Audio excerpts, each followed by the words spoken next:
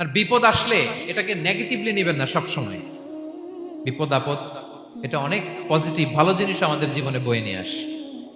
শাইখুল ইসলাম ইবনু তাইমিয়া আলাইহি রাহমা উনি বলতেন, খুব দামি কথা, খুব হেভি ওয়েট কথা, মনোযোগ দিয়ে শুনুন। তিনি বলতেন, যে নেয়ামত তোমাকে আল্লাহ থেকে দূরে সরায়, ওই নেয়ামতের চেয়ে বিপদ ভালো, যে বিপদ তোমাকে আল্লাহর দিকে ধাবিত করে। আই রিপিট, আমি আবারও বলি, যে নাজ নেয়ামত তোমাকে আল্লাহ থেকে দূরে সরিয়ে দেয়, সে নাজ নেয়ামতের চেয়ে ওই বিপদ আপদ ভালো, যে বিপদ আপদ তোমাকে আল্লাহর কাছে টেনে নেয়। তাহলে বিপদ আপদ আসলে আপনি হতাশ হবেন, আর কখনো দুঃখ করবেন? মোয়ারের ভাইয়েরা, আর মন খারাপ করবেন?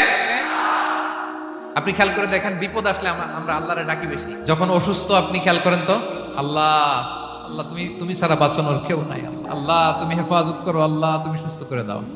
যখন লাইফ থ্রেট, আপনি গুম হয়ে যেতে পারেন, আপনার কারাবন্দি করতে পারে, এরকম একটা বিপদের মধ্যে আছেন, তখন খেয়াল করেন তো আল্লাহর সাথে আপনার কানেক্টিভিটি, রিলেশনশিপটা কতটা ডেভেলপ হয়। কারণ বিপদে পড়লে আমরা আল্লাহরে ডাকি বেশি। তাহলে বিপদ আপদেরও কিছু পজিটিভ সাইড বা দিক আমাদের জীবনে আছে না নাই?